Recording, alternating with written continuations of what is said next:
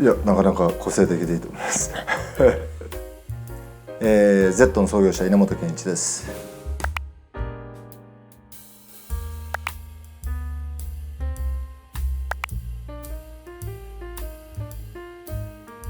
夢が見つからない君へということでお話したいと思います。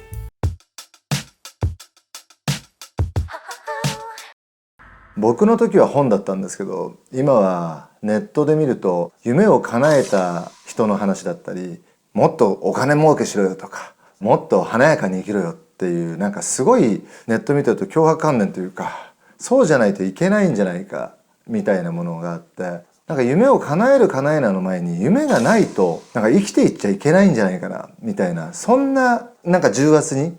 押しつぶされそうになってる人ってすごく多いんじゃないかなって、特に学生の人なんかと話するとね、いろんな質問を受けるときにどんな夢だったんですかなんてよく聞かれるんで、なんかそんなことじゃないんじゃないかなって僕はちょっと思ってるところがあって、結果論僕の場合はこう夢っていらないんじゃないかなっていう、僕の中の夢の定義っていうのは、なんだろう、目標っていうのは漢字を読んで字のごとく目で見てそのしるべに行くというか、目かっぴらいていくものなんですけど、夢ってなんか目つむってみるもんというか、寝てる時のドリームもそうだし、まだ叶わないもわっとしたものもそうだし、もやもやしてていいから夢を明確にね、大谷翔平みたいに誰もがなれるわけじゃなく、ああいうものを見ると感動と同時に挫折みたいな、俺はああはなれないなみたいな人がたくさんいると思うんで、そうじゃなくて僕の中では結果論僕は夢を見なくてもいいっていうところに行き着きましたね。はい。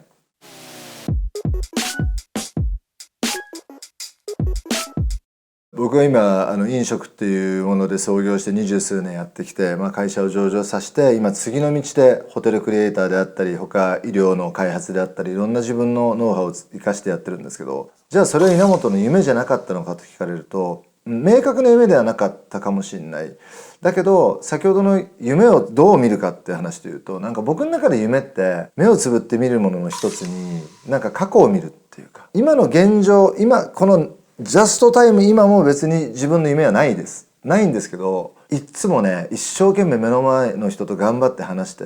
一生懸命周りの人と肩組みながらものづくりしていくと、自分の人生を振り返ると、そこに夢みたいなものがいっつも広がってるっていうか、だから毎日を一生懸命生きる、目の前のことに正直に生きる、好きな人と好きなことを作り出す、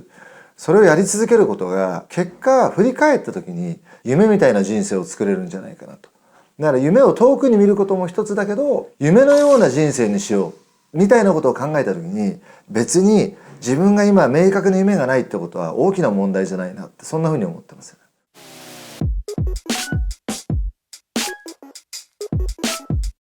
くしくも時代はもう好きなものじゃないと勝ち残れないような時代になっていて、勝ち残るという言葉はまたなんかすごく強迫観念的なね、勝たなきゃいけないみたいになってしまうかもしれないんだけど、そうじゃなくて、人の幸せ論っていうのもここ10年で一気に変わって、おそらくこのコロナの後っていうのはもっともっと幸せっていうものの定義が変わっていく中で、明確なものは何一つない。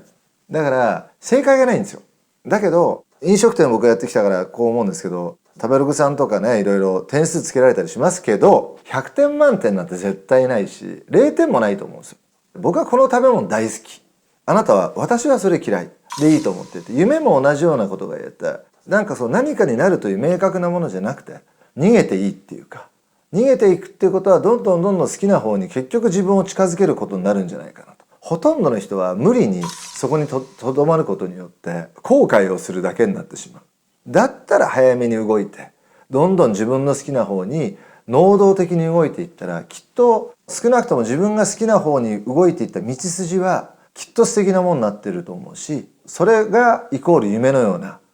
状態なんじゃないかなっていうふうに思いますけどね。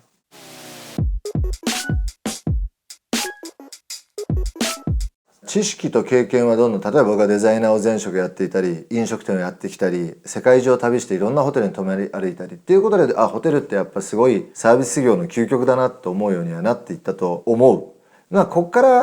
やっぱり自分の思っていたゾーンに入っていきそうな空気はあるんだけど、一個だけ人間がどんどん失っていくものがあって、時間を失っていくので、じゃあ僕が今もうすぐ56歳、ここ5、6年にこれやっとかなきゃいけないなって、その時間というものの制限だけはもう万人に、しかも自分の命はいつなくなるか分かんないじゃないですか。これそろそろ世の中に披露しないといけないなっていうところまで来たなというのが今の現状なんで、とにかく好きなものに向かっていく、とにかく好きなものに向かっていくってことイコール嫌いなものを捨てる勇気なので、